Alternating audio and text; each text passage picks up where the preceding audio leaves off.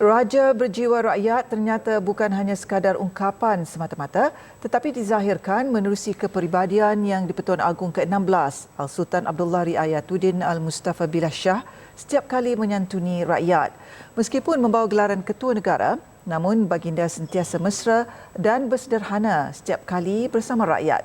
Dan kasih sayang baginda kepada rakyat tidak pernah luntur, tidak kira rakyat di Semenanjung, Sabah atau Sarawak.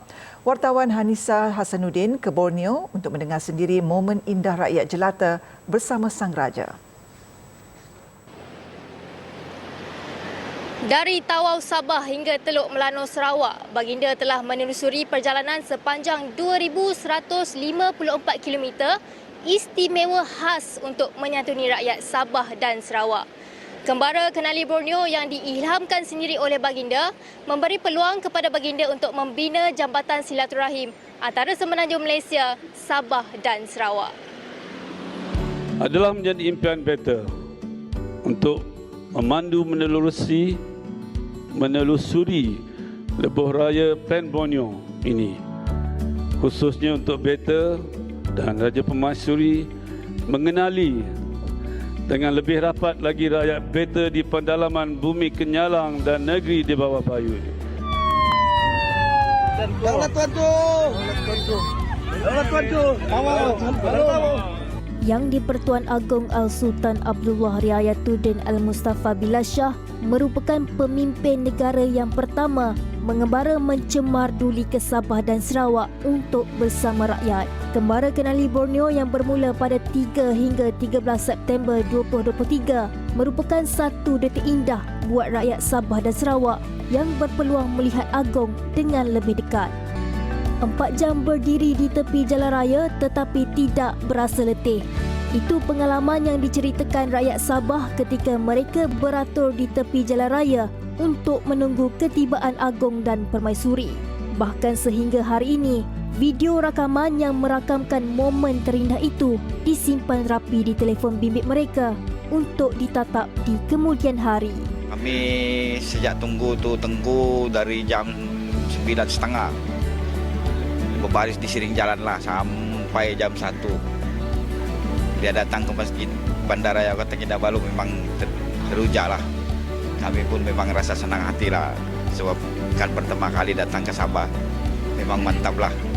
Raja itu Agung tu memang membaikkan hati Sabah lah. Tapi sekarang masih dalam hati lagi lah.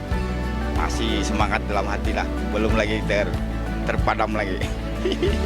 Oi, lampau mengagumkan kedatangan dia. Sebab dia hormat dengan dia punya rakyat. Kita pun happy lah nampak dia. Memang tak pernah lupa kalau dia datang lagi, sambut lagi dengan baik. Dalam peritu, seorang pemilik restoran Sangkoi Elias Saini Pagar tidak menyangka Permaisuri Agong Tunku Azizah Aminah Maimunah Iskandariah sanggup mengetepikan darjat dengan memeluknya hanya kerana sekeping gambar. Ia seperti mimpi di siang hari yang menjadi kenyataan. Kami panggillah Permaisuri boleh selfie. Tapi yang dia ni cakap tidak boleh, dia mau cepat ni, dia bilang. Jadi itu Permaisuri dia tarik saya. Nah, terus saya tepuk gini lah, tengoklah gambar saya. Terus dia pegang sini, saya pun mau jatuh, pegang sini, tapi itu gate di belakang dia tarik, tidak boleh pegang pula tuh kan. Jadi gambar macam itulah. Kembara Kenali Borneo, satu penjelajahan epik selama 11 hari menzahirkan keprihatinan raja terhadap rakyat dan kehidupan di Sabah dan Sarawak. Menerusi kembara berkenaan, Seri Paduka berdua berpeluang mendengar luahan dan rintihan rakyat langsung dari mereka untuk kemudahan penduduk Sabah dan Sarawak. Ini membuktikan raja dan rakyat berpisah tiada. Menurut hadis riwayat At-Tirmizi, sesungguhnya manusia yang paling dicintai Allah pada hari kiamat dan yang paling dekat kedudukannya di sisi Allah adalah seorang pemimpin yang adil.